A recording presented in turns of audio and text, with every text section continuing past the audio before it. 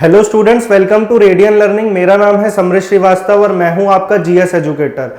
आज group D ने हमें कोई ना कोई कह लीजिए कि छोटी सी एक खुशखबरी तो दी है कि ग्रुप डी ने एटलीस्ट इतना कर दिया। आपका जो प्रोटेस्ट चल रहा था, जो ट्विटर पे चल रहा था, उसका ये रिजल्ट तो एटलीस्ट आया है कि जिन बच्चों के फॉर्म्स रिजेक्ट हो गए थे उनके लिए मॉडिफिकेशन लिंक अब खोला जाएगा।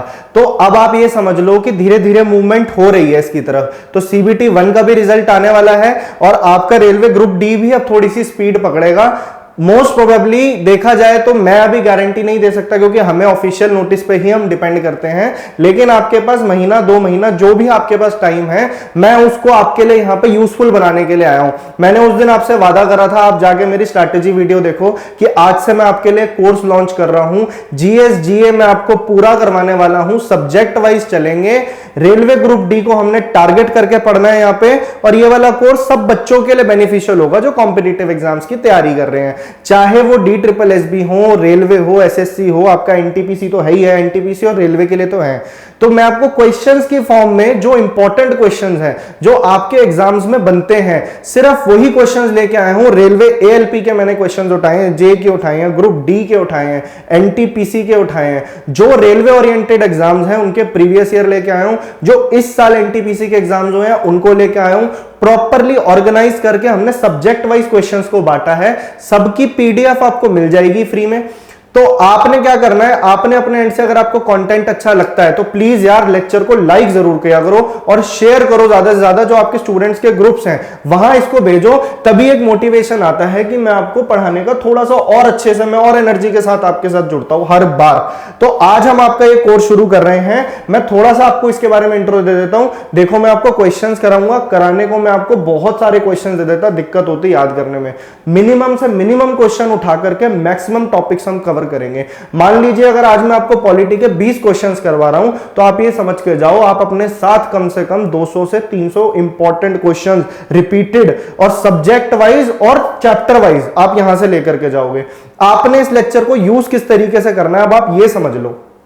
कॉपी और पेन लेके बैठो, प्रॉपर नोटबुक बनाओ जिसमें कि आपका ये रिवीजन कोर्स पूरा चलेगा। मेरी कोशिश रहेगी जब तक आपका सपोर्ट मिलता रहेगा, ये कोर्स आपको रेगुलर शाम को 4:30 बजे नोटिफिकेशन आपको इसका आ जाएगा। उसके लिए आपको चैनल को सब्सक्राइब करके बेल आइकन दबाना पड़ेगा और इस वीडियो को फॉरवर्ड करना पड़ेगा, तभी आपको ये लिंक मिलेगा। पहली चीज। दूसरी बात ये कि अभी मैं क्या करवाने वाला हूं कि जो क्वेश्चंस मैं आपको करवाऊंगा उसकी PDF मिल जाएगी। उसके अलावा बहुत सारी एक्स्ट्रा इंफॉर्मेशन मैं आपको देने वाला हूं। वो सारे अपने आप में, हर फैक्ट एक क्वेश्चन बन के आता है पेपर में। वो सारे facts chapter wise, subject wise आप अपनी कॉपी पेन लेके बैठोगे और उसमें लिखते चले जाओगे। तो शुरू करते हैं ये वाला हमारा कोर्स। आज से मैं आपको पॉलिटी शुरू करवा रहा हूं, रोज आपको क्लास मिलती रहेगी। तो आ जाते हैं, बिना टाइम वेस्ट करे अपने पहले क्वेश्चन पे। कॉपी पेन तैयार रखना, PDF डाउनलोड कर लेना, बता दूंगा कहां मिलेगी, ठीक है जी। Who among the following was the president of constituent assembly? ठीक है, हिंदी में भी है। निम्नलिखित में से कौन संविधान सभा के अध्यक्ष थे? तो क्या क्या ऑप्शन है आपके पास? C राजगोपालचारी, BR अंबेडकर, जवाहरलाल नेहरू या राजेंद्र प्रसाद? सिंपल क्वेश्चंस हैं ये। आपके जितने भी मैं क्वेश्चन लाया हूं बता चुका हूं, सिर्फ रेलवे के पेपर्स के मैं कंपाइल करके लाया हूं, अप टू डेट हैं सारे, ठीक है। तो यही क्वेश्चंस आपको ग्रुप डी में बहुत देखने को मिलेंगे और हम टारगेट कर रहे हैं आपका एग्जाम। अब देखो इस क्वेश्चन के थ्रू हम कितनी सारी चीजें कवर करेंगे। कॉपी पेन लेके बैठ जाओ और साथ साथ लिखते रहना। सबसे पहली बात कि संविधान सभा जो है ये किसकी रिकमेंडेशन पे बनी थी? तो इनका नाम था कैबिनेट मिशन प्लान। पहली तो ये चीज, कैबिनेट मिशन प्लान। अब ये पेपर में क्वेश्चन बनता है, कैबिनेट मिशन प्लान भारत कब आया था? तो 1946 में आया था। किसने भेजा था? तो क्लीमेंट एटली की गवर्नमेंट हुआ करती थी। और ये क्वेश्चन भी आपके पेपर में बहुत बार बना है कि जब भारत को आजाद किया जा रहा था तो ब्रिटिश प्राइम मिनिस्टर कौन थे? वो थे क्लीमेंट एटली। तो आपको बता दिया मैंने कैबिनेट मिशन प्लान। इन्होंने सजेस्ट करा कि जो आपकी संविधान सभा होगी, कॉन्स्टिट्यूएंट असेंबली, उसके अंदर उसका काम क्या होगा? पहली चीज तो आपको नाम से पता लग रहा है संविधान सभा, यानी कि ये सभा संविधान बनाएगी और ये प्रोविजनल पार्लियामेंट का भी काम करना था इसने, जब तक हमारे देश में पहले इलेक्शंस नहीं हो जाते थे 1951 1952। तो इन्होंने कहा कि टोटल 389 मेंबर्स होंगे कॉन्स्टिट्यूएंट असेंबली में, तब तक डिवाइड नहीं हुआ था भारत। 389 मेंबर्स में से अब आप बाइफरकेशन समझो। देखो 296 मेंबर, ये सारी इंपॉर्टेंट इंफॉर्मेशन है, डायरेक्ट पेपर में बनता है क्वेश्चन। और 93 ऐसे बाइफरकेट करो। देखो जो 296 मेंबर्स थे वो थे डायरेक्ट ब्रिटिश इंडिया से, जो ब्रिटिश एक्वायर्ड डायरेक्ट टेरिटरीज थी, ठीक है, और यहां से इनडायरेक्टली इलेक्टेड थे क्योंकि इलेक्शन होने का उस समय कोई मतलब नहीं था। 93 मेंबर्स नॉमिनेट किए गए थे, जो आपकी 564 प्रिंसली स्टेट्स थी, ठीक है जी, प्रिंसली स्टेट से। अब ये सब बैठे कि अब हम अपने देश का संविधान डिजाइन करेंगे, बनाएंगे। तो ये थी इसकी पूरी बनावट कि इस तरीके से बनेगा। दूसरी चीज, कब इसकी पहली मीटिंग हुई थी, तो वो मीटिंग की डेट आपको ध्यान रखनी है, दैट इज 9 दिसंबर 1946। सारे रिपीटेड क्वेश्चंस हैं। अब देने को मैं इसके आपको 20 क्वेश्चन दे देता, फिर उस तरीके से कराता। टाइम कम है, टाइम को वाइसली यूज करना है, टाइम वेस्ट नहीं करना। ये सारी चीजें लिखते चलो। 9 दिसंबर 1946 को इसकी पहली मीटिंग हुई थी। इतना लिख लिया, इसे मैं इरेज कर रहा हूं, आगे की इंफॉर्मेशन लिखवा रहा हूं, लिखते जाओ, ठीक है जी। 9 दिसंबर हमारे पास आ गया और 9 दिसंबर 1946 को इसकी होती है पहली मीटिंग। ओके, तो अब 9 दिसंबर 1946 को इसके प्रेसिडेंट, मतलब एक इंटरिम प्रेसिडेंट बनाए जाते हैं सीनियरिटी के बेसिस पे। तो उनका नाम था सच्चिदानंद सिन्हा। ये क्वेश्चन बनता है कि इंटरिम प्रेसिडेंट कौन बने इसके। अभी क्वेश्चन है परमानेंट प्रेसिडेंट, पहले प्रेसिडेंट कौन बनाए गए, तो who was the president of the constituent assembly. ये 9 दिसंबर 11 दिसंबर को ये चले गए और फिर 11 दिसंबर को राजेंद्र प्रसाद जी को इलेक्ट कर लिया गया कॉन्स्टिट्यूएंट असेंबली के प्रेसिडेंट के तौर पे।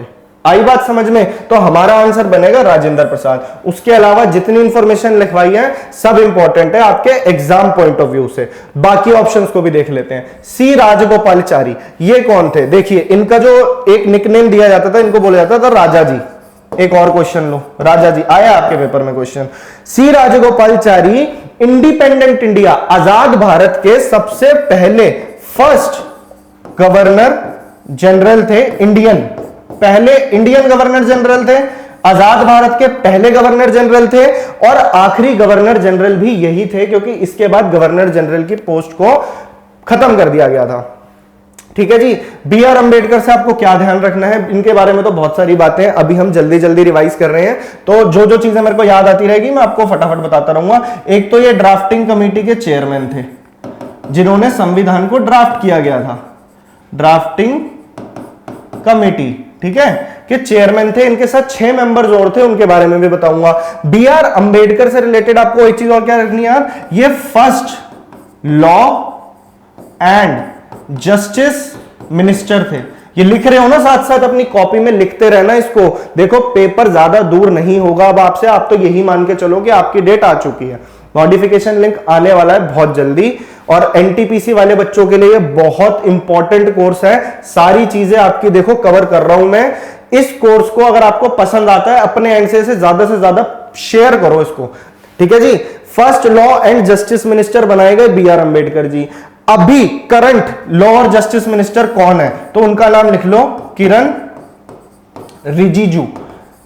ऐसे जो एक्स्ट्रा इंफॉर्मेशन बनेगी ना स्टैटिक से भी, वो भी कवर कराता जाऊंगा। स्टैटिक जीके के अलग क्वेश्चंस लेके आऊंगा। इसी कोर्स में सब कुछ मिलेगा। रेगुलर 4:30 बजे आना है आपको इस चैनल पे। आई होप आपने इतना लिख लिया होगा, कॉपी में फटाफट लिख लो। हो गया इतना। और क्या रह रहा है ये मैंने आपको बता दिया। अभी किरण रिजिजू हैं। जवाहरलाल नेहरू जी के बारे में भी बहुत सारी बातें हैं। इनसे आप रिलेटेड ना 2 किताबों का नाम आप याद रखेंगे। पहली किताब इन्होंने जेल में बैठ के लिखी थी, the discovery of India. Paper में डायरेक्ट क्वेश्चन बनता है कि डिस्कवरी ऑफ इंडिया। ये आपका प्रीवियस ईयर क्वेश्चन है। मैं चाहता इसको और क्वेश्चंस की फॉर्म में बहुत सारे क्वेश्चन दे सकता था। टाइम वेस्ट नहीं करना, हमने एक ही क्वेश्चन से जितनी इंफॉर्मेशन मिल रही है सारी कवर करनी है। रिवीजन कोर्स है ये पूरा। डिस्कवरी ऑफ इंडिया और ग्लिम्सेस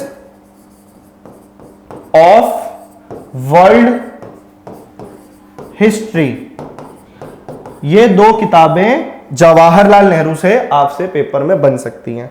जवाहरलाल नेहरू, ये पूरा फ्रीडम स्ट्रगल मैंने पूरा अपने मॉडर्न हिस्ट्री के मैराथन में कवर कर रखा है। जिनको मॉडर्न हिस्ट्री समझने में दिक्कत आती है, डेट्स वगैरह याद करने में दिक्कत आती है, चैनल पे जाओ, अभी जाओ, मॉडर्न हिस्ट्री का मेरे नाम से मैराथन सर्च कर लेना। आप यूट्यूब पे भी डालोगे आपको निकल के आ जाएगा, जाके उसे देखो। मात्र 2 घंटे के अंदर पूरी मॉडर्न हिस्ट्री मैंने वहां समझा रखी है। स्पेशली रेलवे वालों के लिए तो बहुत बेनिफिशियल होगी, वो जाके देखना जरूर। ये हो गया discovery of India, glimpses of world history. I hope कि इस क्वेश्चन से हमने कम से कम 12 से 15, मैं मिनिमम बोल रहा हूं, क्वेश्चन हमने बटोर लिए। नेक्स्ट क्वेश्चन पढ़ लेते हैं। Dash the Indian constitution was adopted and enacted by the constituent assembly. अब वो पूछ रहा है आपसे कि डैश को संविधान सभा द्वारा भारत संविधान को अंगीकृत और अधिनियमित किया गया था, कि मतलब कि किस दिन हमारे देश ने कॉन्स्टिट्यूशन को अडॉप्ट कर लिया था, कि इस दिन अब ये संविधान हमारा बनके तैयार हो गया है। तो ज्यादातर बच्चों को इसका आंसर पता होगा। अब इससे एक्स्ट्रा इंफॉर्मेशन हम क्या क्या निकाल सकते हैं जो एग्जाम में इंपॉर्टेंट है। देखो 26 नवंबर ये डेट थी 1949 की, इस दिन संविधान बनके तैयार हो गया था। इसी दिन को हम कॉन्स्टिट्यूशन डे भी बनाते हैं। अभी कल ही गया है कॉन्स्टिट्यूशन डे, कॉन्स्टिट्यूशन डे, ठीक है। एक क्वेश्चन आपका ये बन गया। इसको with effect, came into effect, कब ये इफेक्ट में आया था, तो ये आपका जवाब बन जाएगा 26 जनवरी को। 26 जनवरी ही डेट क्यों चूज करी गई? ये 1946 नहीं होगा, सॉरी मैंने गलत ऑप्शन उठा लिया, यहां से आओ आप, ठीक है जी। तो 26 जनवरी 1950 को हमने हमारा कॉन्स्टिट्यूशन विद फुल इफेक्ट ये लागू हो गया। तो इसी दिन को हम रिपब्लिक डे मनाते हैं और कॉन्स्टिट्यूशन डे 26 नवंबर 1949 को। आखिरी मीटिंग कॉन्स्टिट्यूएंट असेंबली की कब हुई है, तो वो आपको ध्यान रखना है 24 जनवरी 1950 को। अभी मैंने आपको मेंबर्स बताए थे, 389 मेंबर्स इलेक्ट हुए थे, लेकिन उसमें से पार्टीशन के बाद 299 मेंबर्स रह गए थे असेंबली के अंदर। पार्टीशन के बाद पाकिस्तान चले गए थे। 299 मेंबर्स में से कितने बंदे इस दिन प्रेजेंट थे और कॉन्स्टिट्यूशन पे उन्होंने अपने साइन करे थे? ये क्वेश्चन भी बड़ा बारीक है और बड़ा इंपॉर्टेंट है। 284 मेंबर्स। तो आपको नंबरिंग क्या याद रखनी है, बस पेपर के हिसाब से बता रहा हूं। एक तो 389 मेंबर्स याद रखना, कैबिनेट मिशन ने भेजा था, ठीक है। 389 मेंबर्स में से बाइफरकेशन मैंने आपको बताई थी, 296 और 93। ना याद रहा है कोई बात नहीं, 93 याद रख लेना। 299 मेंबर पार्टीशन के बाद रह गए थे, ये भी इतना इंपॉर्टेंट नहीं, ये बड़ा इंपॉर्टेंट है कि एक्चुअल में जिस दिन साइन करे गए थे तो 284 मेंबर उस दिन प्रेजेंट थे और 24 जनवरी की वो तारीख थी। एक चीज मैं आपको पीछे बताना भूल गया, कैबिनेट मिशन प्लान जो आया था ना, कैबिनेट मिशन प्लान के अंदर 3 मेंबर्स आए थे। उन 3 मेंबर्स का नाम आप यहां पे लिख लो। पहला है एवी अलेक्जेंडर, दूसरा है पैथिक लॉरेंस। ये सब मैंने वैसे आपको अपने लेक्चर्स में दे रखा है, लेकिन अभी आप इस कोर्स के अंदर इसको कवर कर सकते हो। पैथिक लॉरेंस और स्टैफोर्ड क्रिप्स। ये पहले क्रिप्स मिशन लेके आया था 1942 में, जिसके लिए गांधी जी ने बोला था it is a post dated cheque on a crumbling bank. Stafford Cripps, ये 3 मेंबर्स आए थे कैबिनेट मिशन लेके। क्लीमेंट एटली की सरकार थी उस टाइम पे, और इन्होंने ही आगे संविधान हमारा किस तरीके से बनेगा, कितने मेंबर्स होंगे, वो सारी चीजें इन्होंने अपने रिकमेंड करी थी। तो ये 3 मेंबर्स थे, इसमें जो हेड थे वो ये थे, पैथिक लॉरेंस जो बीच वाले हैं। ये हो गया आपका 26 जनवरी पे आ गए, विद इफेक्ट लागू हो गया 26 जनवरी। अब मैं आपको बता रहा था कि 26 जनवरी ही डेट क्यों चूज करी गई है। इस तरीके का सवाल भी पेपर में बन सकता है। हमने कुछ भी नहीं छोड़ना है पेपर के लिए आपके, कि कोई चीज आप ना पढ़ के जाओ। मेरे एंड से पूरी कोशिश रहेगी, जितनी इंफॉर्मेशन बनेगी देता जाऊंगा। लेक्चर को शेयर करो, बार बार रिमाइंड कराता रहूंगा। सब्सक्राइबर अभी कम है, बढ़ाने का काम आपका है। 26 जनवरी को ही क्यों? क्योंकि 1930 में, 1929 में लाहौर सेशन होता कांग्रेस का। 1930 के अंदर हमने एज अ सिंबॉलिक 26 जनवरी को इंडिपेंडेंस डे ऑब्जर्व करा था। उस टाइम पे अंग्रेजों को दिखाने के लिए कि अब हम पूर्ण स्वराज की मांग रखते हैं और हम अपने आप को आजाद मानते हैं।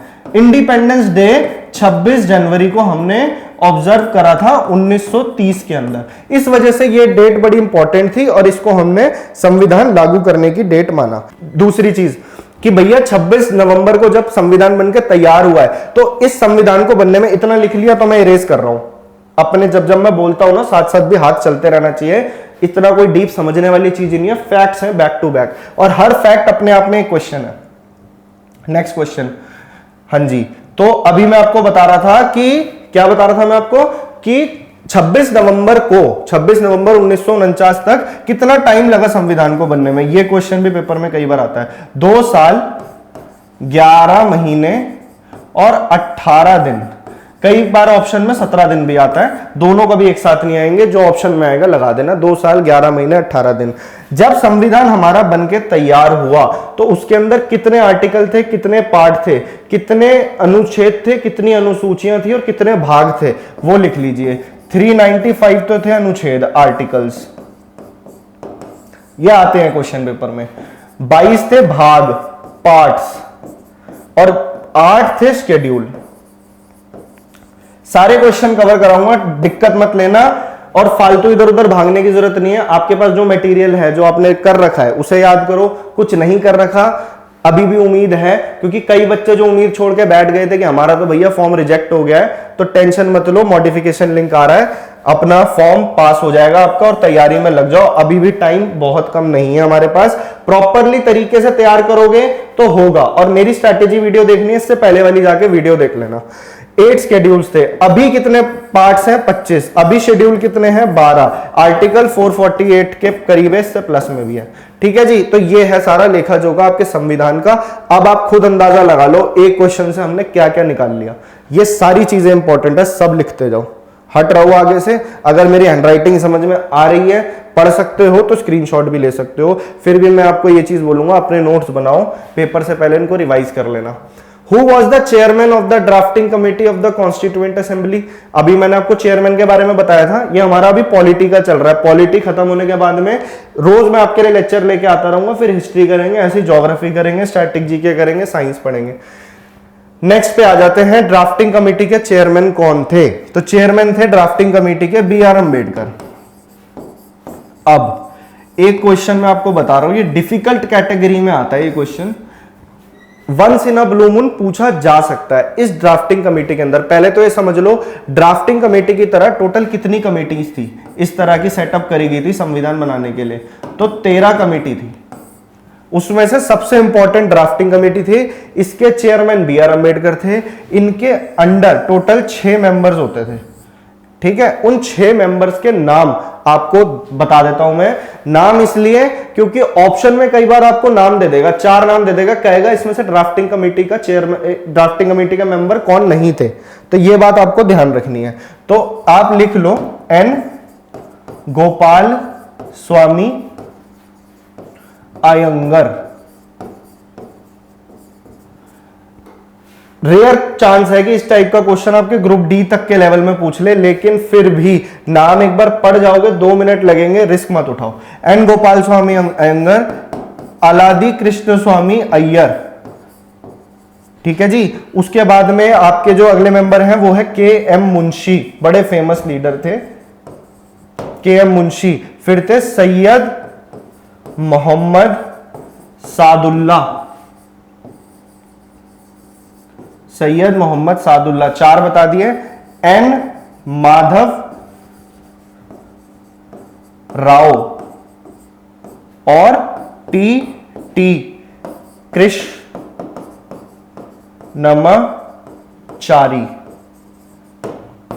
वीडियो की स्पीड भी आप अपने हिसाब से सेट कर सकते हो, अगर जल्दी जल्दी फैक्ट्स लिख सकते हो तो स्पीड बढ़ा लेना पीछे से, वो ऑप्शन भी यूट्यूब आपको देता है।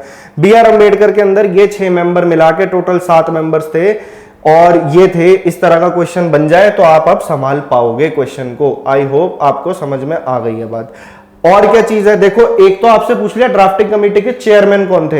एक बार कई बार पेपर में सवाल बनता है, उसमें बच्चे कंफ्यूज हो जाते हैं कि हमारे कॉन्स्टिट्यूशनल एडवाइजर कौन थे।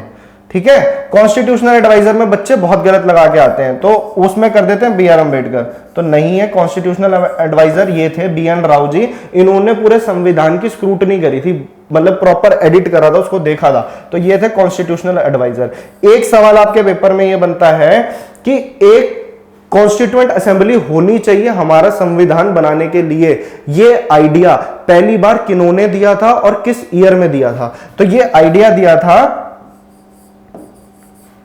एम.एन. रॉय जी ने, एम.एन. रॉय। और किस ईयर में? 1934 में। पहली बार डिमांड कौन से कांग्रेस के सेशन में रखी गई थी कि कॉन्स्टिट्यूएंट असेंबली होनी चाहिए? 1935 के कांग्रेस सेशन में। ब्रिटिशर्स ने डिमांड हमारी कब मानी? 1940 का इन्होंने अगस्त ऑफर हमको दिया था कि उस टाइम पे क्या हुआ था कि इनकी खुद की धोती में आग लगी हुई थी, इनको वर्ल्ड वॉर 2 के लिए इनको चाहिए थे सोल्जर्स हमारे, तो उस वक्त के लिए इन्होंने वही समझौता करने की बात करी, अगस्त ऑफर दिया, फिर क्रिप्स मिशन आया, डोमिनियन स्टेटस की बातें करते थे, लेकिन हमें पूर्ण स्वराज चाहिए था तब। तो ये सारी इंफॉर्मेशन है इस क्वेश्चन से जो निकलती थी, मैंने आपको बता दी। नेक्स्ट क्वेश्चन पे आ जाते हैं। During the formulation of the Indian constitution who among the following presented the objective resolution? भारतीय संविधान के निर्माण के दौरान निम्नलिखित में से किसने उद्देश्यों के कथन ऑब्जेक्टिव रेजोल्यूशन को प्रस्तुत किया? तो ये उद्देश्यों के कथन यानी कि ये हमारे प्रियम्बल की बात हो रही है। ऑब्जेक्टिव रेजोल्यूशन आगे जाके प्रियम्बल बना, वर्ड है ऑब्जेक्टिव, इसके अंदर हमारे संविधान के अंदर ये चीजें बताई गई है कि हमारे देश की पॉलिसीज के अंदर हमारे देश का नेचर क्या होगा, ऑब्जेक्टिव क्या हमें अचीव करने होंगे। जैसे कि नेचर है India is the sovereign socialist secular democratic Republic, फिर आगे उसमें ऑब्जेक्टिव्स दिए गए, तो ये सारी चीजें थी। आइडियल्स क्या रहेंगे? तो अब आ जाते हैं मेन मुद्दे पे, ऑब्जेक्टिव रेजोल्यूशन किसने प्रेजेंट किया था, ये किसकी देन है? तो ये थे जवाहरलाल नेहरू जी। पहला क्वेश्चन बना। दूसरा कि किस डेट को इन्होंने पेश करा था कॉन्स्टिट्यूएंट असेंबली में? तो वो डेट है 13 दिसंबर 1946। एक और क्वेश्चन, ये प्रियम्बल जो बना ये हमारे देश में कब, मतलब कि कॉन्स्टिट्यूएंट असेंबली में पास कब हुआ, अडॉप्ट कब कर लिया गया था? तो वो है 22 जनवरी 1947। जो डेट्स इंपॉर्टेंट है सिर्फ वो लिखवा रहा हूं, ज्यादा देर नहीं लगेगी आपकी, 2-3 बार रिवाइज करोगे, आधा घंटा भी आप रिवाइज कर लो मेरी क्लास के बाद तो चीजें दिमाग में बैठने लग जाएंगी। जवाहरलाल नेहरू 13 दिसंबर 22 जनवरी को ये प्रियम्बल इस तरीके से वहां पे अडॉप्ट कर लिया गया। तो ये थी प्रियम्बल की कहानी, ये मैंने आपको बता दिया। मोतीलाल नेहरू उनके फादर थे। नेहरू रिपोर्ट इन्होंने बनाई थी 1928। और क्या क्वेश्चन बनता है? अब जो क्वेश्चन बनेगा प्रियम्बल से वो हम आगे कवर करते हैं, नेक्स्ट पे आ जाते हैं। At the time of the enactment of the Indian constitution it was divided into कितने चैप्टर्स? अभी मैंने आपको बताया ना कितने भाग, कितनी अनुसूचियां, 395 आर्टिकल्स थे, फिर से रिवाइज कर लो, 22 पार्ट थे और 8 शेड्यूल थे। अब इसमें अमेंडमेंट क्या क्या हुई है चलो बता देता हूं आपको। अमेंडमेंट वैसे आगे मैं सारे अभी पॉलिटी कवर कर ही रहा हूं तो बताऊंगा। तो जो 9th अमेंडमेंट थी, ये फर्स्ट जो 9th शेड्यूल था वो फर्स्ट अमेंडमेंट में ऐड हुआ था, फर्स्ट अमेंडमेंट में। या फिर मैं अभी आपको आगे शेड्यूल्स वगैरह सब बताऊंगा तो उसमें सब कुछ कवर करेंगे, आपको जुड़ के रहो इससे। सारी चीजें एक में बताऊंगा, आप भी कंफ्यूज हो जाओगे। ये सारी चीजें थी तो ये ध्यान रखना, ये क्वेश्चन बनता है पेपर में बहुत बार। Next, on which date did the constituent assembly adopt the national flag of India? अच्छा, ये ना कुछ डेट्स हैं जिसमें बच्चे कंफ्यूज होते हैं, तो आपकी जो उस टाइम पे जो इंपॉर्टेंट डेट्स थी उसका फंडा मैं हमेशा के लिए आपके लिए क्लियर कर रहा हूं। जो जो डेट्स इंपॉर्टेंट है देख लो। देखो, सबसे पहली तो किस दिन कॉन्स्टिट्यूशन अडॉप्ट हुआ था, मतलब किस दिन बन के तैयार हो गया था? 26 नवंबर 1949। ठीक है, ये समस्या खत्म। विद इफेक्ट कब लागू हुआ था? 26 जनवरी 1950। ये तो होगा इजी सवाल। अब टिपिकल क्वेश्चंस किस टाइप के बनते हैं? अभी जैसे मैंने बताया प्रियम्बल को कब संविधान में अडॉप्ट किया गया था? एक तो पेश कब किया गया था? पेश किया गया था इसको 13 दिसंबर 1946 में। किन्होंने किया था? जवाहरलाल नेहरू जी ने किया था, है ना भाई? जवाहरलाल नेहरू जी ने किया था। और इसको माना कब गया था कॉन्स्टिट्यूएंट असेंबली में, एक्सेप्ट कब किया गया था? 22 जनवरी 1947 को। ये हो गए आपके डेट से रिलेटेड। और क्या डेट इंपॉर्टेंट है? 22 जुलाई 1947 ऑप्शन में दिख रहा है, ये था नेशनल फ्लैग ऑफ इंडिया जब एक्सेप्ट कर लिया गया था। दूसरी डेट पे आ जाओ, इंपॉर्टेंट डेट 24 जनवरी 1950। इस दिन क्या हुआ था? एक तो 284 मेंबर्स ने, आखिरी मीटिंग थी, 284 मेंबर्स ने साइन किया था संविधान पे 24 जनवरी 1950 को। दूसरी चीज क्या इंपॉर्टेंट होती है कि इस दिन नेशनल एंथम, इसको भी एक्सेप्ट किया जाता है, गाया जाता है नेशनल एंथम। तो ये डेट भी इंपॉर्टेंट हो गई। इसके अलावा एक डेट और बताऊंगा अभी, 284 मेंबर्स हो गए जी, हाँ जी। तो ये हैं सारे आपके डेट से बनने वाले सवाल, उस टाइम के जो इंपॉर्टेंट सवाल बनते थे, मैंने आपको एक ही जगह पे सारे करा दिए। अगर इस तरह ऑर्गेनाइज्ड वे में आपको कंटेंट मिल रहा है तो आप खुद देख सकते हो कि आपको कितना फायदा होगा। नेक्स्ट चीज, 26 जनवरी अभी डेट आई थी ना, ये रिपब्लिक डे, इस दिन संविधान लागू भी हुआ था और इस दिन नेशनल, ये भी इंपॉर्टेंट सवाल है, इससे देखो क्या सवाल बनते हैं आपके पेपर में। ये सारे आपके ग्रुप डी में कई बार आए हैं पेपर में क्वेश्चन, एसएससी, सीजीएल, सीएचएसएल, सबके लिए इंपॉर्टेंट है ये सीरीज। तो जो बच्चा जुड़ना चाहते हैं मेरे साथ और कुछ भी आपको अगर पर्सनल सवाल करना है, कुछ चीजें पर्सनल का मतलब अपने पर्सनल इश्यूज मत लेके आना, मतलब कि मेरे से 1 to 1 आपको चैट करनी है, बात करनी है, तो हमारा टेलीग्राम ग्रुप है इस नाम से, रेडियन, अभी नया है ये ग्रुप, तो आप अगर ज्वाइन करोगे तो इसके सब्सक्राइबर्स बढ़ेंगे, हम लोग भी आपसे बात कर पाएंगे। रेडियन लर्निंग, रेडियन लर्निंग नाम से आपको टेलीग्राम पे ग्रुप मिल जाएगा, वहां पे अभी लिंक एक मैं डिस्क्रिप्शन में भी डलवाऊंगा, वहां पे आपको हर अपडेट भी मिल जाएगी, अच्छी अच्छी हम इंफॉर्मेशन भी देते रहते हैं, जीके से रिलेटेड हो गई, मैथ से रिलेटेड हो गई, तो वो आपको उस ग्रुप में मिलेगी। अगर आपको कांटेक्ट करना है तो रेडियन लर्निंग का ग्रुप है, आप मैसेज कर सकते हो वहां पे। नेक्स्ट आ जाओ, नेशनल एम्बलम मैंने आपको बता दिया, 26 जनवरी 1950 में ये भी एक्सेप्ट कर लिया गया था। नेशनल एम्बलम में 4 शेर आपको दिखते हैं, 4 लाइन्स, दिखते तो 3 ही है।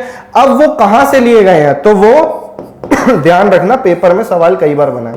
Lion capital of Ashoka at Sarnath, तो सारनाथ में जो अशोक की लॉयन कैपिटल है, ये वहां से लिए गए हैं। उन शेरों के नीचे हमारे देश का एक नेशनल मोटो लिखा है, उसे कहते हैं नेशनल मोटो। तो इस तरह का सवाल भी पेपर में बन जाता है कि नेशनल मोटो क्या है हमारे देश का, तो बताओ क्या है, वो है सत्यमेव जयते, सत्यमेव जयते, सत्य की हमेशा जीत होती है, ट्रुथ ऑलवेज ट्रायम्फ्स। सत्यमेव जयते से आपसे कई बार पेपर में सवाल बना है नेशनल मोटो कि भैया ये लिया कहां से गया है, तो ये लिया गया है मुंडक उपनिषद से, मुंडक उपनिषद। अब आपको मजा आ रहा होगा चीजें रिवाइज करने में, आप भी खुद रिलेट कर पा रहे होगे जो बच्चे पुराने हैं तैयारी में कि हाँ यार इसी टाइप के क्वेश्चन पेपर में हमने कई बार देखे हैं, एक जगह पे आपको रिवीजन मिल रही है, तो थोड़ा सा आप भी हेल्प करो, इसको फैलाओ यार, थोड़ा सा लेक्चर आप शेयर किया करो। द पार्लियामेंट्री गवर्नमेंट कॉन्सेप्ट, देखो अभी हमारा एक चैप्टर अगर आप ध्यान से देखा होगा तो जितने भी फ्रेमिंग ऑफ कॉन्स्टिट्यूशन से क्वेश्चन बनते थे, अगर आप पीछे जाओ, आप पुराने क्वेश्चन देख लेना, सारे कवर करवा दिए मैंने मात्र 6 से 7 क्वेश्चंस के अंदर। अगर आपने ढंग से नोट्स बनाओगे ना, आपको बहुत फायदा होगा। The parliamentary government concept of the constitution of India was taken from which country, किस कंट्री से हमने, ये डिफरेंट सोर्सेज वाला चैप्टर है, इसके लिए मैंने अलग से वीडियो बना रखी है, चाहो तो उसे जाके देख लो, जो इंपॉर्टेंट बनेगा मैं यहां से बता देता हूं। ये हमने लिया है इंग्लैंड से। देखो सबसे पहले तो ये चीज जान लो कि सबसे ज्यादा चीजें हमने कौन से, देखो हमारा जो संविधान है वो दुनिया का सबसे बड़ा लेंथीएस्ट कॉन्स्टिट्यूशन है, तो इसमें हमने क्या करा है, हमारे सोर्सेज हैं, अलग अलग कंट्रीज से हमने बहुत सारे प्रोविजन उठाए हैं, तो वो सारे क्वेश्चन बनते हैं किससे हमने क्या उठाया। तो 1935 में हमारे गवर्नमेंट ऑफ इंडिया एक्ट आई थी, पहले तो ये इस बात को समझो। तो पेपर में पूछा जाता है कि सबसे ज्यादा प्रभाव हमारे संविधान पे किसका है, तो इसका है, ये जो इन्होंने हमारे लिए एक्ट बनाई थी, यहां से बहुत सारी प्रोविजंस है, इसको हम ब्लूप्रिंट ऑफ इंडियन कॉन्स्टिट्यूशन भी बोल देते हैं। और इसमें से हमने क्या लिया है, इसमें से हमने लिया है फेडरल स्ट्रक्चर। ये सब वैसे मैंने आपको उन लेक्चर्स में भी दे रखा है, लेकिन मेरा खुद का मन नहीं मानेगा अगर मैं आपको यहाँ पे अच्छे से ना रिवाइज कराऊं, तो एक बार कर ही लो रिवाइज यार, अब आए हो यहाँ पे तो करके जाओ। Blueprint of Indian constitution, federal structure हमने यहां से लिया है, हमने ऑफिस ऑफ गवर्नर कि मतलब हमारे यहाँ पे राज्यपाल का ऑफिस होगा एक हर स्टेट में, तो वो भी हमने यहां से लिया है। और क्या लिया है, इमरजेंसी प्रोविजंस हमने यहां से लिया है, article 352, 356, 360 emergency provisions, emergency president लगा सकता है on the recommendation of prime minister and other cabinet ministers, emergency provisions आ गया। ये सब हमने गवर्नमेंट ऑफ इंडिया एक्ट से लिया है। अब हमारा सवाल है, इसका आंसर है इंग्लैंड। पार्लियामेंट्री गवर्नमेंट का कॉन्सेप्ट हमने कहां से लिया है, तो हमने लिया है यहां से, इंग्लैंड से। हमने और क्या क्या लिया है वो भी साथ ही कवर कर लो, तो आपके सारे सवाल बन जाएंगे। एक तो हमने लिया यहाँ से पार्लियामेंट्री गवर्नमेंट, ये तो हो गया। एक हमने लिया यहाँ से बाई कैमरल लेजिस्लेचर, दो ही सदन, यानी कि हमारे यहाँ पार्लियामेंट में दो सदन है ना, लोकसभा और राज्यसभा, ये वाला कंसेप्ट भी हमने यहाँ से लिया है। रूल ऑफ लॉ हमने यहाँ से लिया है, रूल ऑफ लॉ हमने यहाँ से लिया है। Office of CAG, office of CAG, controller and auditor general, सारे ऑडिट बनाता है ये गवर्नमेंट के, घोटाले पकड़ता है। आर्टिकल 148, गिरीश चंद्र मुर्मू अभी करंट में चल रहे हैं। ऑफिस ऑफ कैग हमने यहां से ले लिया। और क्या लिया है, सबसे इंपॉर्टेंट चीज हमने यहां से लिया सिंगल सिटीजनशिप, यानी कि हमारे देश में सिंगल सिटीजनशिप रहेगी, डुअल सिटीजनशिप नहीं मिलेगी किसी को भी। कि मान लीजिए आप महाराष्ट्र में रहते हैं तो महाराष्ट्र के भी सिटीजन हो गए, इंडिया के भी हो गए, या फिर आपने किसी और देश की एक्वायर कर ली तो यहाँ की बनी रहेगी, ऐसा नहीं होता। तो ये सारी चीजें हैं जो इंग्लैंड से हमने ली हैं, तो ये आपको ध्यान रखनी है। नेक्स्ट क्वेश्चन पे आ जाते हैं। In the constitution of India the spirit of brotherhood is inspired by which country? Bharat के संविधान में भाईचारे की भावना किस देश से प्रेरित है? कहां से हमने भाईचारे की भावना ली है? एक्चुअल में प्रियम्बल में एक वर्ड है फ्रेटर्निटी, वहां पे ये ब्रदरहुड की भावना दिखती है हमको, और ये हमने ली है फ्रांस से, क्योंकि फ्रेंच रेवोल्यूशन से बहुत इंपॉर्टेंट आइडियल्स निकले थे जो हमने वहां से ले लिए, जैसे कि ideals of justice, ideals of liberty, equality, fraternity, ये सारी चीजें हमने, जहां भी ऐसे वर्ड मिल जाए ना भारी भारी, ये समझ जाओ आपने, ये हमने लिया है वहां से, आपके फ्रांस से, ठीक है। और रिपब्लिकन सिस्टम, कि हमारा देश है गणराज्य है। अब ये क्या होता है रिपब्लिकन सिस्टम, ये मैं आपको आगे बताऊंगा। तो ये हो गया अपना फ्रांस। आयरलैंड से क्या लिया है अभी बता देता हूं यार, आयरलैंड से तो बहुत सारी, अभी से छोड़ा नहीं जा सकता, क्योंकि पेपर में ना बार बार आयरलैंड का क्वेश्चन एक बड़ा इनका फेवरेट क्वेश्चन होता है। Directive principles of state policy, राज्य के नीति निर्देशक तत्व, राज्य की सरकारें या फिर हमारे देश की सरकार किस तरह के कानून बनाए कि हमारे यहाँ वेलफेयर हो लोगों का, तो वो सारी भावनाएं डीपीएसपी में है। पार्ट 4 के अंदर आता है डीपीएसपी, आर्टिकल 36 से 51 के बीच में।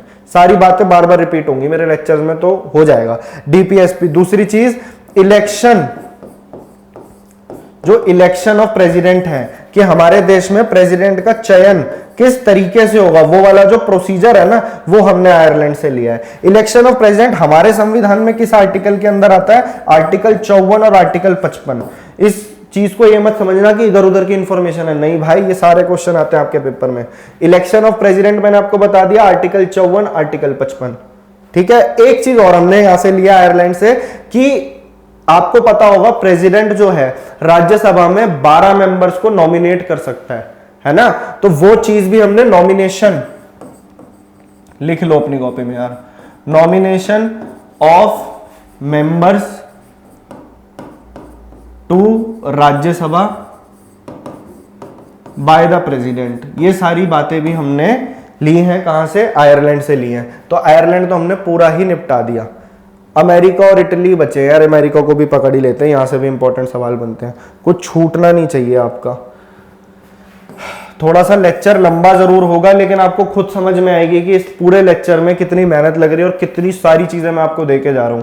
क्वेश्चन बचने नहीं दूंगा मैं, टेंशन मत लो। अमेरिका से हमने क्या लिया है? एक तो हमने लिया है जुडिशरी की आजादी, इंडिपेंडेंस ऑफ जुडिशरी, जो हमारी न्यायपालिका है, जुडिशरी, ठीक है जी।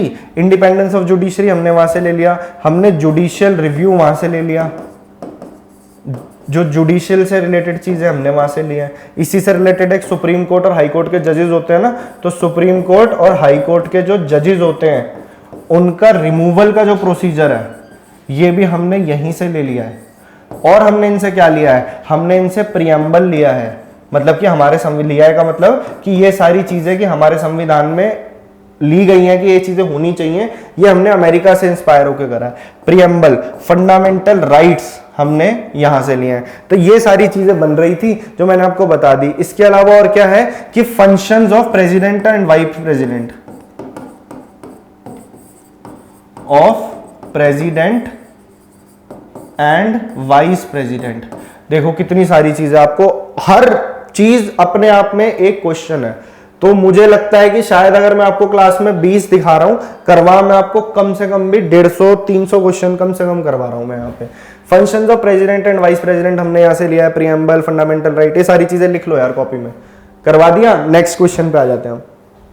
लिखते जाओ बस, आपका रिवीजन लेक्चर है ये, ग्रुप डी निकालना है इस बार कुछ भी करके, एग्जाम आपका क्लियर होगा। आगे इस जॉब को आप छोटा या बड़ा मत समझना, गवर्नमेंट जॉब आज की डेट में लेना बहुत मुश्किल हो चुका है। एक बार घुस जाओगे अंदर 10 रास्ते आपके निकल आएंगे। तो मोटिवेशन बना के रखना, बड़ी मेहनत करी आप लोगों ने यहां तक जो आपने वेट करा, 3 साल हो गए, अब जाके थोड़ी सी कुछ इसमें हलचल दिख रही है। इसके ऊपर आप क्वेश्चन मार्क लगाते रहोगे, सारी चीजें करते रहोगे, तो इससे आपकी पढ़ाई छूटेगी। आप अपनी पढ़ाई को रोज आपको उसको शार्पन करना है, और आप और एग्जाम्स की भी तैयारी कर रहे होंगे तो वो करते रहो साथ साथ, ये सारी चीजें कॉमन ही है, कुछ अलग तो पढ़ नहीं रहे हम। फंडामेंटल ड्यूटीज, हाँ जी, of the constitution taken from the constitution of which country, भारतीय संविधान के मौलिक कर्तव्य किस देश के संविधान से लिए गए हैं? तो फटाफट लिखते रहो। देखो फंडामेंटल ड्यूटीज हमने ली हैं यूएसएसआर से। फंडामेंटल ड्यूटीज हमारे संविधान जब बना था तब नहीं थी इसमें, इसको डाला गया है 1976 के अंदर, 42वें संशोधन के अंदर, 42nd अमेंडमेंट के अंदर। ठीक है, ये सारी चीजें आपसे पेपर में पूछी जाती हैं। कहां डाला गया है? इसे डाला गया है आर्टिकल नंबर, जगह तो थी नहीं तो 51A करके कर दिया। और पार्ट कौन सा है इसका? पार्ट है इसका 4A। ये किसकी रिकमेंडेशन पे डाली गई थी फंडामेंटल ड्यूटीज? तो रिकमेंडेशन थी स्वर्ण सिंह कमेटी की, स्वर्ण सिंह कमेटी। पेपर उठा के देख लो पुराने, वहीं के सवाल हैं ये, स्वर्ण सिंह कमेटी के। तो फंडामेंटल ड्यूटीज तो हमने पूरी खत्म करी दी। इनिशियली 10 फंडामेंटल ड्यूटीज थी, 11वीं फंडामेंटल ड्यूटी जो एजुकेशन से रिलेटेड थी वो 86th अमेंडमेंट एक्ट, लिख लो, आगे भी बताऊंगा लेकिन अभी भी लिख लो, 86th अमेंडमेंट एक्ट 2002 के अंदर ऐड करी गई थी। लिखोगे भी बार बार तो रिवाइज होता रहेगा। तो ये हमने कर लिया। ऑस्ट्रेलिया से हमने क्या लिया है? कॉन्करेंट लिस्ट का आइडिया। ठीक है, ये मैं मिटो रहा हूं, ये इतना आपने अगर लिख लिया तो आ जाओ इधर। ऑस्ट्रेलिया से कंकरेंट लिस्ट, कंकरेंट लिस्ट हमारे यहाँ पे 3 लिस्ट हैं, यूनियन लिस्ट, स्टेट लिस्ट और कंकरेंट लिस्ट। यूनियन लिस्ट के जो सब्जेक्ट्स हैं उस पर यूनियन पार्लियामेंट लॉ बनाएगी, स्टेट लिस्ट में जो कंसेप्ट है उसमें स्टेट लेजिस्लेटिव असेंबली लॉ बनाएगी, और कंकरेंट लिस्ट में दोनों मिलके आपस में लॉ बनाएंगे। लेकिन चलेगी किसकी? चलेगी तो यूनियन की। डन, ये मैंने आपको बता दिया कॉन्करेंट लिस्ट के बारे में। ऑस्ट्रेलिया हो गया। एक बार कनाडा का और देख लो। कनाडा से देखो क्या चीजें ली गई है। कनाडा से एक ही चीज आपको ध्यान रखनी है, फेडरेशन विद स्ट्रॉन्ग सेंटर। यार देखो, मैं लिखवा आपको बेशक इंग्लिश में रहा हूं, आपको देखो हिंदी में भी मिल रहे हैं क्वेश्चन। दूसरा जो मैं समझा रहा हूं, मैं कोशिश कर रहा हूं दोनों बच्चों को इक्वली समझ में आए। फेडरेशन विद स्ट्रॉन्ग सेंटर का मतलब क्या होता है? जो केंद्र है वो ज्यादा पावरफुल होगा जो स्टेट गवर्नमेंट है उससे। तो ये वाली जो संविधान में हमने चीज ली है कि इंडिया क्वासी फेडरल नेशन है, ज्यादातर पावर फेडरल तो है, चीजें बांट रखी हैं दोनों में, सेंटर में भी स्टेट में भी, लेकिन पावर का ज्यादा जो बायसनेस है वो सेंटर की तरफ ज्यादा है। तो सेंटर पे जो है ज्यादा पावर रहती है थोड़ी सी। नेक्स्ट क्वेश्चन पे आ जाते हैं। हाँ जी, emergency provisions mention in the Indian constitution are taken from the constitution of which country? भारतीय संविधान में उल्लेखित आपातकालीन प्रावधान किस देश के संविधान से लिए गए हैं? तो ये एक्चुअली में क्या है, ये क्वेश्चन ये बोलना चाहता है कि आप इस बात को समझना। वो कह रहा है इमरजेंसी प्रोविजंस तो हमने लिए 1935 के एक्ट से, लेकिन इमरजेंसी प्रोविजंस के टाइम पे हमारे फंडामेंटल राइट्स रद्द हो जाएंगे। ये वाला प्रावधान हमने कहां से लिया है? क्वेश्चन ये बोल रहा है आपसे, इसमें थोड़ी सी मिस प्रिंटिंग आप कह लीजिए। तो जर्मनी का एक कॉन्स्टिट्यूशन का नाम है वीएमआर कॉन्स्टिट्यूशन। वीएमआर कॉन्स्टिट्यूशन, ये नाम भी आपसे पेपर में, वीएमआर कहां का कॉन्स्टिट्यूशन है? तो वीएमआर कॉन्स्टिट्यूशन जर्मनी का। वहां से हमने ये चीज लिया कि फंडामेंटल राइट्स को रद्द कर दिया जाएगा इमरजेंसी के टाइम पे। इमरजेंसी जब हमारे देश में लगेगी, नेशनल इमरजेंसी 352, तो फंडामेंटल राइट्स हमारे खारिज हो जाएंगे। सिर्फ 2 फंडामेंटल राइट्स ऐसे हैं जो तब भी नहीं जा सकते, वो है article 20, article 21, right to life, right to liberty. ये हो गया आपका, जर्मनी से हमने लिया था। कनाडा का मैंने आपको शायद बता दिया, यूके भी बता दिया, अमेरिका भी बता दिया। लो, पूरा चैप्टर ही कवर कर दिया हमने 3 से 4 क्वेश्चंस में। अगर मजा आ रहा है तो अभी 2 मिनट के लिए वीडियो पॉज कर लेना, रिकॉर्डेड लेक्चर है, लाइव तो आ नहीं रहा मैं अभी। जब आप इसको फैला दोगे, बच्चे थोड़े से बढ़ेंगे, मजा आएगा मेरे को भी पढ़ाने में, तो पक्का आपके साथ लाइव रूबरू होंगे। और मेरे से अगर पर्सनली कनेक्ट करना चाहते हो, रेडियन लर्निंग का प्लेटफॉर्म है, जाओ टेलीग्राम पे मैसेज करो। Article 35A of the Indian constitution mention special provisions for which of the following, तो बड़ा न्यूज में, भारतीय संविधान के अनुच्छेद 35A में निम्नलिखित में से किस राज्य के लिए विशेष प्रावधानों का उल्लेख किया गया है? तो 35A और आर्टिकल 370 ये दोनों खत्म कर दिए गए हैं। इसके अंदर जो कश्मीर के, जम्मू कश्मीर के जो लोग थे, वहां के सिटीजन्स थे, उनको स्पेशल कुछ लिबर्टीज दे रखी थी, उनका अलग से कॉन्स्टिट्यूशन था जो उनको स्पेशल चीजें दे रखी थी अपील करने के लिए, वो सारी रद्द कर दी इस गवर्नमेंट ने, और अब उनको बना दिया जम्मू कश्मीर और लद्दाख को 2 यूनियन टेरिटरीज में। तो क्वेश्चन का आंसर तो ये हो जाएगा 35 है किससे है, तो जम्मू कश्मीर से। 2 यूनियन टेरिटरी में बना दिया, तो अब टोटल इंडिया में 28 तो हो गई स्टेट्स और 8 है यूनियन टेरिटरीज। ये बात आप ध्यान रखोगे, यही चीज यहां से बन सकती थी, तो मैंने आपको बता दी। नेक्स्ट क्वेश्चन पे आ जाते हैं। देखो ये वाला जो चीज है ना, ये उस चैप्टर में से है कि state union and it's territories, तो उससे रिलेटेड कुछ आर्टिकल्स बता देता हूं मैं आपको। देखो हमारे देश में स्टेट्स किस तरह बनेंगी, यूनियन टेरिटरीज किसके बनाने की पावर किसके पास होती है। तो अभी मैंने आपको एक चीज बताई थी कि कनाडा से हमने क्या चीज ली है, federation with strong centre. State अपनी मर्जी से कुछ नहीं कर सकता, नई स्टेट बनेगी, उसकी बाउंड्री को ऑल्टर करा जाएगा या फिर स्टेट का नाम बदल दिया जाएगा, ये सारी पावर सिर्फ एक के पास होती है, वो है यूनियन पार्लियामेंट। तो हमारे यहाँ पे सेंटर ज्यादा स्ट्रॉन्ग है, तो पार्लियामेंट पे ये सारी पावर है। अब पार्लियामेंट इसको मतलब कि बड़े आराम से सिंपल मेजोरिटी के साथ ही अपना काम कर सकता है। स्टेट की बाउंड्री ऑल्टर करनी हो, नई स्टेट बनानी हो, ये सब आर्टिकल 3 में लिखा है। आर्टिकल 3 में। अब आपको यह बात जाननी है कि union and it's territories, Bharat India that is Bharat is a union of states, ये सारी चीजें जो है, कौन से यूनियन एंड इट्स टेरिटरीज वाला पार्ट कौन सा है, तो ये है पार्ट 1 में, ये नाम है यूनियन एंड इट्स टेरिटरीज। इससे रिलेटेड आर्टिकल कहां से कहां तक है, आर्टिकल 1 से 4 तक के बीच में ये आता है, और सारी पावर पार्लियामेंट की तरफ रहती है। तो पेपर में ये क्वेश्चन बनता है कि नई स्टेट अगर बनानी है, उसकी बाउंड्री ऑल्टर करनी है, तो ये पावर किसके पास है, ये पार्लियामेंट के पास है। यूनियन एंड इट्स टेरिटरीज कौन से पार्ट में आता है, तो भाग 1 में आता है, आर्टिकल 1 से 4 के अंडर। खत्म आपका ये क्वेश्चन भी। हाँ जी, तो Odisha joined the union of India as an independent state in सन डैश में ओडिशा भारत संघ में एक स्वतंत्र राज्य के रूप में शामिल हुआ था और अब भी है। तो किस टाइम पे ये हुआ था, पहले तो ये जान लो। देखो ओडिशा के बारे में आपको एक इंटरेस्टिंग चीज बताता हूं। 1936 में 1 अप्रैल के दिन ओडिशा अपने आप में एक अलग स्टेट बना था, जब ब्रिटिश इंडिया का टाइम था ये, ठीक है। तो ब्रिटिश इंडिया के टाइम पे ये हुआ था, इस टाइम पे ओडिशा बना था, इसलिए इसको ओडिशा डे भी बनाया जाता है। तो पेपर में ये क्वेश्चन बन जाए तो लगाया ना, ओडिशा डे हम कब बनाते हैं। दूसरी चीज, इसे भारत में कब डाला गया था, क्योंकि 564 प्रिंसली स्टेट्स को ये बोला गया था कि आप चाहो तो इंडिया में चले जाओ, चाहो तो पाकिस्तान में चले जाओ, या फिर आप इंडिपेंडेंट रह जाओ। हमारे देश को एक सूत्र में बांधने वाले iron man of India Sardar Vallabh भाई पटेल जी, उन्होंने ये चीज करी थी कि 3 राज्य बहुत पंगा कर रहे थे। वो कौन कौन से थे, जम्मू एंड कश्मीर, जूनागढ़ और हैदराबाद। आप सोचो हैदराबाद इंडिया के एकदम बीचों बीच है, और ये अपने आप को इंडिपेंडेंट घोषित कर देता या फिर पाकिस्तान में चला जाता तो कितनी प्रॉब्लम हो जाती। तो उस टाइम आप सोचो कि कितना मुश्किल काम रहा होगा जो उन्होंने एक में कर दिया। तो ये क्वेश्चन भी बनता है, 3 ऐसी कौन सी स्टेट्स थी। ओडिशा को इंस्ट्रूमेंट ऑफ एक्सेशन कब साइन करा कि हम भारत में जा रहे हैं, तो वो था 1950 26 जनवरी, हमारा रिपब्लिक डे ओडिशा में ये हुआ था। अच्छा, थोड़ा वो स्टैटिक से भी बता दूं आपको। देखो ओडिशा के गवर्नर और सीएम, ओडिशा के जो गवर्नर हैं उनका नाम है, देखो ये चीज आपको ध्यान रखनी है, वो है गणेशी लाल माथुर। अभी रिवीजन का टाइम है यार, ये नहीं सोच सकते कि अभी मैं अलग से टॉपिक ले, अलग तो मैं लाऊंगा आपके लिए। अच्छा, सीएम और गवर्नर का तो मैंने एक लेक्चर बना रखा है, वो जाके देखो, बहुत सारे सीएम गवर्नर कवर है उसमें।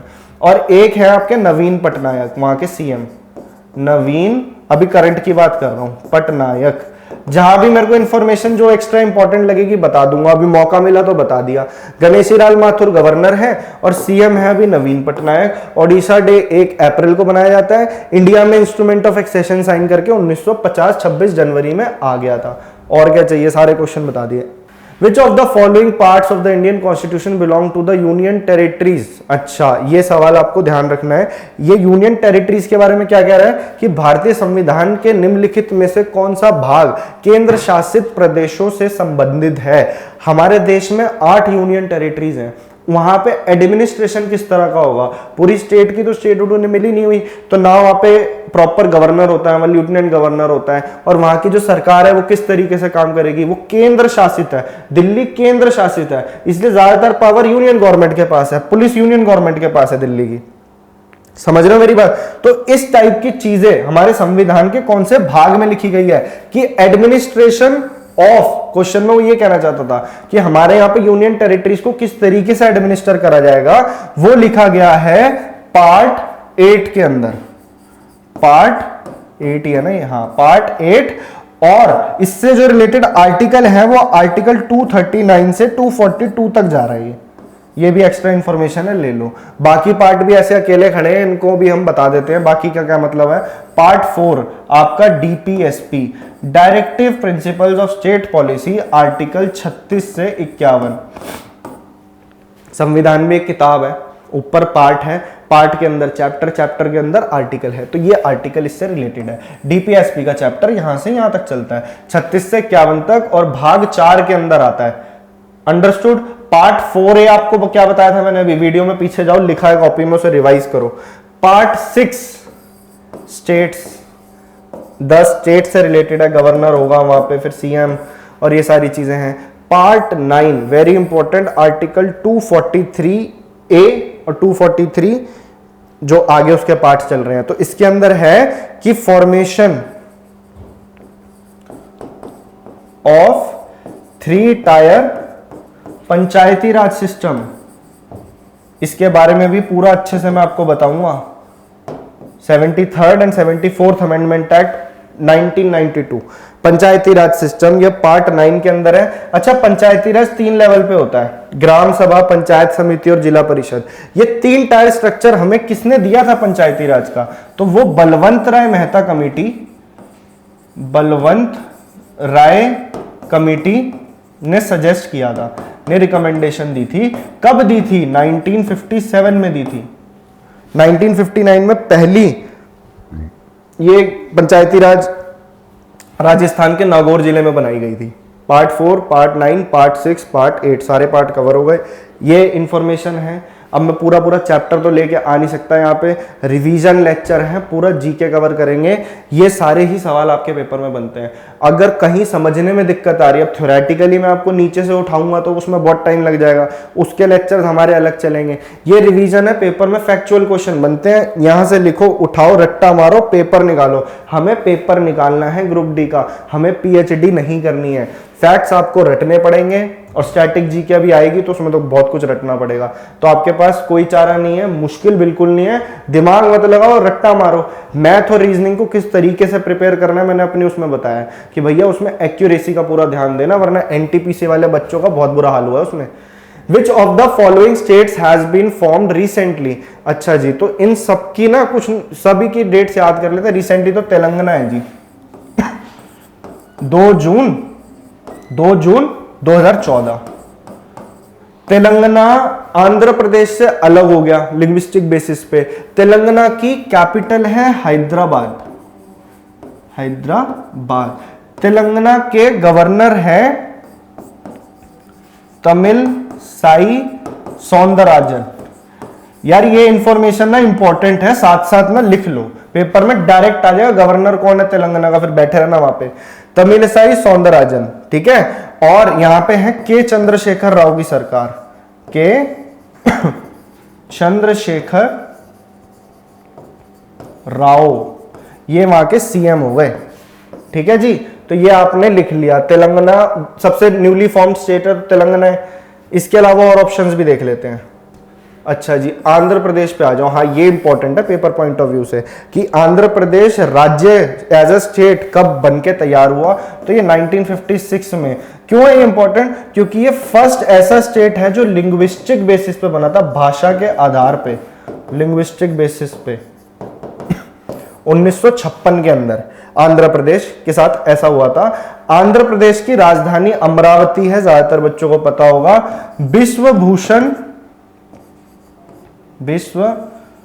यार एक तो मेरे दिमाग में ना चीजें चलती रहती है, इस वजह से हैंडराइटिंग के लिए मुझे थोड़ा सा माफ कर देना। मैं अपने एंड से कोशिश कर रहा हूं आपको चीजें समझ में आए। विश्व भूषण हरिचंदन, साथ साथ लिख रहा हूं आपके, चाहता तो बोल के निकल जाता फटाफट जैसे और टीचर्स करते हैं। विश्व भूषण हरिचंदन, और ये तो हो गए गवर्नर, ठीक है। और सीएम कौन है? सीएम है वाईएस जगनमोहन रेड्डी, वाईएस जगनमोहन रेड्डी जी। तो ये आपका हो गया, आंध्र प्रदेश भी खत्म। और ये बना कब था ये भी मैंने आपको बता दिया। अच्छा, 3 स्टेट आपको ध्यान रखने, झारखंड, छत्तीसगढ़ और उत्तराखंड। क्यों याद रखनी है अभी बताता हूं नेक्स्ट स्लाइड पे, मतलब इसी को इरेज कर देते हैं। 2000 के अंदर 3 स्टेट्स बने थे। पहला हो गया छत्तीसगढ़, दूसरा हो गया आपका उत्तरांचल, अब उत्तराखंड, उत्तरांचल और उत्तरांचल और झारखंड, जो कि बिहार से बोला मेरे को अलग कर दो। उत्तरांचल के 11 डिस्ट्रिक्ट्स ने बोला मेरे को उत्तर प्रदेश से अलग कर दो, और छत्तीसगढ़ एमपी से अपना अलग हो गया। सबसे पहली चीज 2000 में याद रखनी, इसी सीक्वेंस में, पहले छत्तीसगढ़, फिर उत्तरांचल, फिर झारखंड। छत्तीसगढ़ एमपी से अलग हुआ। छत्तीसगढ़ की अभी गवर्नर है अनुसुईया उइके, थोड़ा अजीब सा नाम है, याद तो करना पड़ेगा। भूपेश बघेल यहाँ के है सीएम, भूपेश बघेल, ठीक है जी। उत्तरांचल के अंदर है अभी गवर्नर गुरमीत सिंह, कॉपी में लिखो अपनी, गुरमीत सिंह। और वहां पे है पुष्कर सिंह धामी जो सीएम है, पुष्कर सिंह धामी, उत्तरांचल के हो गए। झारखंड में गवर्नर है रमेश बयास और सीएम है हेमंत सोरेन। ये 2000 में बने थे। आई होप इतना आपको क्लियर होगा। बहुत सारी इंफॉर्मेशन दे दी मैंने आपको स्टेट्स के बारे में, यूनियन टेरिटरीज के बारे में। यार देखो इतनी मेहनत लग रही है, लेक्चर अगर अच्छा लग रहा है ना तो एटलीस्ट इतनी जहमत उठा के नीचे जाके कमेंट करके बता दिया करो, कमेंट ही कर दिया करो। उसी में पता लगता है एज अ टीचर कि यार हम क्या कर रहे हैं, कैसे बता रहे हैं आपको। तो उस चीज के बारे में आप जो भी बताओगे हम उस चीज को लेंगे और आपको रिप्लाई मिलेगा उस चीज का। उससे एक मोटिवेशन रहता है कि आप इंटरेक्ट करें हमसे। In the preamble of the Indian Constitution, the term socialism derives its inspiration from which of the following? भारतीय संविधान की प्रस्तावना में समाजवाद शब्द निम्नलिखित में से किससे अपनी प्रेरणा प्राप्त करता है? समाजवाद, सोशलिज्म। तो हमारे प्रियम्बल में सोशलिस्ट जो शब्द है, पहली चीज तो लिया कहां से गया था, सवाल है ये। तो ये था रशियन रेवोल्यूशन जो चला था ना जार को हटाने का। तो सोशलिज्म की जो भावना थी, लेनिन जो उस टाइम पे था, तो वहां से निकले socialist, secular and integrity. Question का आंसर तो आपको रशियन रेवोल्यूशन है, मैं एक्स्ट्रा बात बता रहा हूं। सोशलिस्ट, सेक्युलर और इंटीग्रिटी, ये 3 शब्द प्रियम्बल के अंदर ऐड करे गए थे जो पहले नहीं थे 1976 के 42वें संशोधन में, अमेंडमेंट एक्ट। तो ये आपका हो गया 1976 का अमेंडमेंट एक्ट, मैंने आपको बता दिया। 42वें संशोधन में ये 3 चीजें ऐड करी गई थी। तो ये हुआ था रशियन रेवोल्यूशन से हमने सोशलिज्म लिया। प्रियम्बल को भी मैंने आपको प्रियम्बल के बारे में सारा बता दिया है। प्रियम्बल के अंदर ज्यादा छेड़ाखानी नहीं हो सकती कि preamble is an integral part of the constitution. ये केशवानंद भारती केस 1973 में आया था, और केशवानंद भारती केस के अंदर ये बात बोली गई थी कि आप संविधान के अंदर या फिर आप प्रियम्बल में, मेनली प्रियम्बल में आप उतना संशोधन कर सकते हो कि जो मूल भावना है कॉन्स्टिट्यूशन की वो छेड़ाखानी ना हो, उसके अंदर बेसिक फीचर्स नहीं डिस्ट्रॉय होने चाहिए, तो आपको आजादी आप करो। तो केशवानंद भारती केस था वो। ये मैंने आपको चीजें लिखवा दी हैं, पेपर आप अच्छे से दो और पेपर क्लियर करो। The word republic used in the preamble of the Constitution of India indicates, Bharat के संविधान की प्रस्तावना प्रियम्बल में प्रयुक्त शब्द गणतंत्र सूचित करता है। देखो जी, गणतंत्र का मतलब क्या है कि रिपब्लिक है हमारे देश में। देखो अभी मैंने क्या बताया था, रिपब्लिकन सिस्टम कहां से लिया गया था, फ्रांस से। हमारे यहाँ पे वंशवाद नहीं होगा, राजशाही नहीं होगी कि मतलब एक ही राजा की आगे पीढ़ियां चल रही हैं। इवन यहाँ पे प्रेसिडेंट जो है नॉमिनल हेड है, पावर उसके पास देखा जाए तो एक्चुअली ज्यादा नहीं है, एंड में सुन्नी प्राइम मिनिस्टर की ही पड़ती है। ऑल्दो उसकी अपनी डिस्क्रिशनरी पावर भी होती है, जैसे पॉकेट वीटो, एब्सोल्यूट वीटो, वो सब अपनी जगह है। लेकिन जो प्रेसिडेंट है, एक्चुअल पावर प्रेसिडेंट के पास तो नहीं होती, वो तो सिर्फ नॉमिनल हेड होता है। और ऐसे ही यूके की जो क्वीन है उनके पास भी नहीं होती। लेकिन यूके की क्वीन आप देखो चयनित नहीं होती, चयन नहीं होता, उनका इलेक्शन नहीं होता। यहाँ पे इवन नॉमिनल हेड जो हमारे प्रेसिडेंट हैं उनका भी इलेक्शन करवाया जाता है। आम और आप जाके उसमें वोट नहीं डालते हैं, जबकि आप एमपी नहीं है। जब तक एमपी जितने भी हैं, इलेक्टेड मेंबर्स ऑफ पार्लियामेंट और elected members of state legislative assembly, ये लोग मिलके इनडायरेक्ट इलेक्शन करते हैं और प्रेसिडेंट का इलेक्शन करते हैं। प्रेसिडेंट का इलेक्शन आर्टिकल 54। तो ये होता है कि हमारे देश में इलेक्ट होके नॉमिनल हेड बनेगा। तो ये जो चीज है ना इलेक्शन, तो ये पूरी हमारी भावना दिखाता है रिपब्लिक की। तो रिपब्लिक का मतलब आज आपको शायद जिन बच्चों को नहीं पता था वो समझ में आ गया होगा। तो ये तो हो नहीं सकता कि देश का प्रधान वंशगत होगा, नहीं होगा वंशागत, कि देश का प्रधान संवैधानिक शासक है, ठीक है, या that the head of the country is elected representative. हाँ जी, तो आंसर आपका सी बन जाएगा। इलेक्टेड रिप्रेजेंटेटिव होता है कि देश का प्रधान निर्वाचित प्रतिनिधि है, आप उसका इलेक्शन करते हो, ना कि वंशवाद से वो चलता है। समझ आई बात? नेक्स्ट क्वेश्चन पे आ जाओ। विच of the following mentions part 2 of the Indian constitution? Part 2 का जो आंसर है वो इसी के अंदर है कि पार्ट 2 में कौन से भाग 2 में निम्नलिखित में से किसके बारे में उल्लेख करते हैं। तो हम सबके भाग देख लेते हैं जितने भी ऑप्शन हैं। एक क्वेश्चन से एक तीर से हम 20 निशाने मारेंगे, 2 भी नहीं। सिटीजनशिप, सिटीजनशिप जो आता है वो पार्ट भाग 2 में आता है, आर्टिकल 5 से 11। लो जी, सिटीजनशिप से लेके जो भी आर्टिकल मिले ऑप्शन है दे के मारो, 5 से 11 के बीच में जो होगा वो सिटीजनशिप से रिलेटेड है। आई बात समझ में? फंडामेंटल राइट्स, इसका आर्टिकल क्या बनेगा? तो पार्ट 2 ही तो है आंसर। हाँ, तो आपका सिटीजनशिप हो जाएगा आंसर। फंडामेंटल राइट्स किससे रिलेटेड है, कौन से पार्ट में आता है? बहुत बार आपके पेपर में पूछा गया सवाल है ये, और इसे तो छोड़ना ही मत। ये बहुत, ये आपके किसी ना किसी शिफ्ट में, क्या मैक्सिमम शिफ्ट में सवाल बनेगा आपके। पार्ट 3 और आर्टिकल है इसका 12 से 35। इसको हम डिटेल में आगे बताऊंगा मैं सारी चीजें इसके बारे में। पार्ट 3 12 से 35 फंडामेंटल राइट्स लिए कहां से गए थे, कहां से लिए गए थे? अमेरिका से लिए गए थे, बताया था। प्रियम्बल किसी भी आर्टिकल या उसमें नहीं आता, प्रस्तावना पत्र है। यूनियन एंड इट्स टेरिटरीज, तो ये आपको मैं बता चुका हूं पार्ट 1 के अंदर, और आर्टिकल 1 से लेकर 4 तक के बीच में अभी पीछे ही बताया था। तो हमने सारे पार्ट और उससे इंपॉर्टेंट आर्टिकल्स कवर कर लिए, कॉपी में लिख लो, और पॉलिटी इसी तरीके से रिवाइज होती है। Since the commencement of the constitution which act has the provisions relating to citizenship and loss of citizenship. सीधी सीधी बात वो ये बोल रहा है कि संविधान के प्रारंभ होने के बाद से किस अधिनियम से नागरिकता पाने और गंवाने संबंधी प्रावधान है। हमारे देश में सिटीजनशिप एक्ट कब आया था, वो सीधी सी बात ये कह रहा है। तो ईयर ध्यान रखना, 1955 में आया था। 1955 में सिटीजनशिप एक्ट आया था, और सिटीजनशिप एक्ट के अकॉर्डिंग 5 तरीके से आप इस देश की सिटीजनशिप पा सकते हो और 3 तरीके से गवा सकते हो। डिटेल में जाने का टाइम नहीं है, रिवीजन है, लेकिन इतना समझ लो हमारे देश में एक तो सिंगल सिटीजनशिप होती है। अभी मैंने आपको बताया कि हमारे देश में डुअल सिटीजनशिप का कॉन्सेप्ट ही नहीं है। आप एक बार में हमारे देश के ही सिटीजन हो सकते हो। मैं इंडियन हूं, आप चाहे नीचे रहते हो, केरला रहते हो, आप नॉर्थ ईस्ट में रहते हो, you will be a citizen of India, not the particular state where you are residing. ऐसा नहीं होगा कभी भी। तो 1955 में आ गया सिंगल सिटीजनशिप। और सिंगल, अभी नेक्स्ट क्वेश्चन में हम उसको कवर करते हैं, मेरे ख्याल से लास्ट स्लाइड होगी वो। हाँ जी, which of the following is not a condition of obtaining citizenship of India? Birth, dynasty, property, acquisition, naturalisation और इंडिजिनाइजेशन। जन्म के आधार पर वंश, संपत्ति, देशीकरण।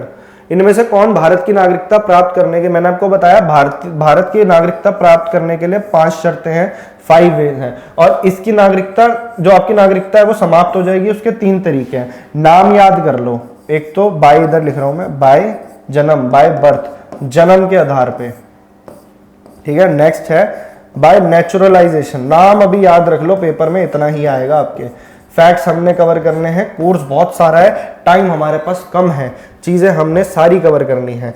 बाय डिसेंट, ठीक है जी, बाय रजिस्ट्रेशन,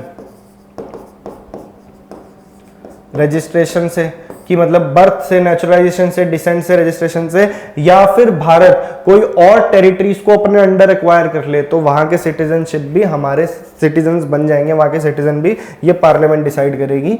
3 चीजों से जिससे जा सकती है, बाय रिनंसिएशन, रिनंसिएशन, टर्मिनेशन और डेप्रिवेशन। पेपर में ना ग्रुप डी के अंदर तो ज्यादा से ज्यादा ये सवाल बनेगा, वैसे इसका आंसर ये हो जाएगा आपका प्रॉपर्टी एक्विजिशन। ये ऐसा कोई प्रावधान ही नहीं है इसके अंदर कि आप इससे एक्वायर कर सकते हो। पेपर में ज्यादा से ज्यादा क्वेश्चन ये बनेगा कितने तरीके से आप एक्वायर कर सकते हो इंडियन सिटीजनशिप, तो 5 तरीके हैं। गवाह कितनों से सकते हो, 3 तरीकों से। आई होप आपको आज का लेक्चर अच्छा लगा होगा। मैंने अपने एंड से पूरी कोशिश करी है कि पॉलिटी को अच्छे से रिवाइज करवा पाऊं। अभी हमारे पॉलिटी के 4-5 लेक्चर्स और आएंगे, आपकी पॉलिटी पूरी रिवाइज हो जाएगी, जितने क्वेश्चंस एग्जाम्स में बनते हैं। अच्छा, जो भी मैं क्वेश्चंस उठा रहा हूं, एक्स्ट्रा इंफॉर्मेशन भी बता रहा हूं, ये सब railway group D, ALP, JEE, NTPC अभी वाले जो हैं वो भी वहीं से उठाए गए सवाल हैं। तो ये वाली सीरीज हमने पर्टिकुलरली रेलवे ग्रुप डी को टारगेट करके बनाई है। आपका एग्जाम सर पे है, NTPC वाले भी इसका पूरा फायदा उठा सकते हैं। रिवीजन लेक्चर है, आओ लेक्चर को नीचे चैनल को हमारे सब्सक्राइब करो और बेल आइकन को दबाओ। वीडियो को ज्यादा से ज्यादा शेयर करना है, ये आपकी जिम्मेदारी है। और आपको हमारे टेलीग्राम ग्रुप से जुड़ना है, वहां पे आपको इसकी PDF प्रोवाइड कर दी जाएगी। इनिशियली मैं नीचे डिस्क्रिप्शन में भी लगवा दूंगा, क्वेश्चंस की PDF चाहिए तो। मैं उम्मीद रखता हूं कि आपने मेरे साथ रह करके सारे नोट्स बनाए होंगे, चीजों को बार बार रिवाइज करते रहना। ऑल द बेस्ट, मिलते हैं रोज शाम को 4:30 बजे। अच्छा, संडे को क्लास नहीं होगी, मंडे से लेकर सैटरडे तक रोज शाम को 4:30 बजे आपके रिवीजन लेक्चर में लेके आऊंगा। कोशिश करेंगे पेपर तक जितना हो पाए, ज्यादा से ज्यादा मेरी तो कोशिश ये रहेगी कि आपको सारी चीजें कराऊं। लेकिन अब अगर एग्जाम की डेट ऊपर नीचे होती है तो उसका हम कुछ नहीं कह सकते। फिर भी आपको लगा होगा कि आज हमने कितनी सारी चीजें कवर करी हैं। लेक्चर अच्छा लगा तो प्लीज इसे लाइक करो, सब्सक्राइब करो, शेयर करो। Thank you so much.